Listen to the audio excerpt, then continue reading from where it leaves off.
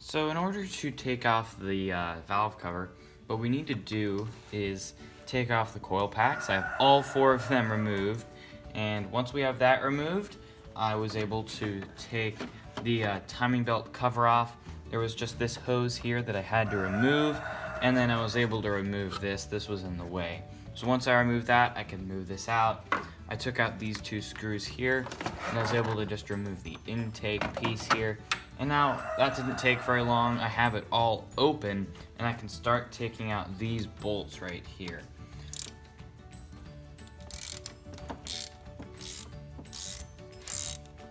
Really, you don't need to take off the timing cover here in order to take off the valve cover. We just took it off because we did want to take a look at the timing belt and just see if there was anything obvious, if it needs replaced and it looks good. It's just kind of a pain to take it off with this rubber hose here. So really, if you're just taking the valve cover off, you don't need to take this cover off.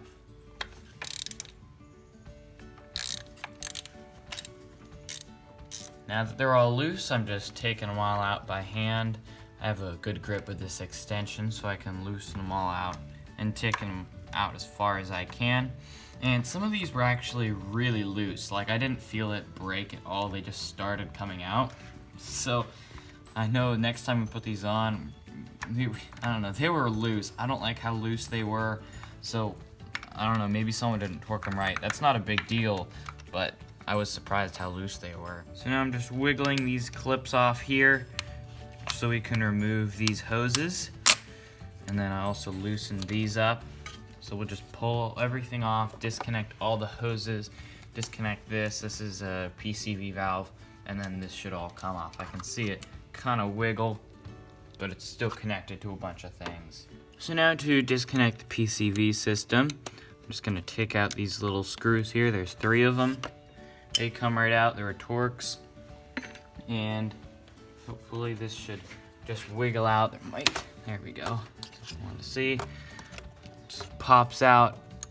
Just wiggle it until it comes, and then we have a few other wires we need to disconnect. We got one more screw that's way down here. It's like, why put one right there? It's so hard to get to. I guess I can reach it though. I'll try not to drop the screw. It's gonna be the hard part. Let's see if I can get it out of there.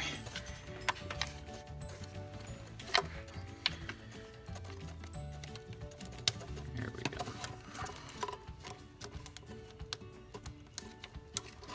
There we go. Sure wasn't easy. These connectors here can be a little tricky, but you just gotta squeeze on the 2 edges here, and that popped off. That was pretty easy. And then we can start to lift this off. I have this one hose connected here still. It's pretty tricky to get off since we have this metal hose and we don't have a lot of flex. But now that I can lift this up a little bit, I think that'll make us easier to slide it off. We'll actually be able to move this whole plate here and try to use this and pull against that hose. So if we just take a screwdriver and just carefully pry this without puncturing the rubber, and then that'll just kind of break it loose.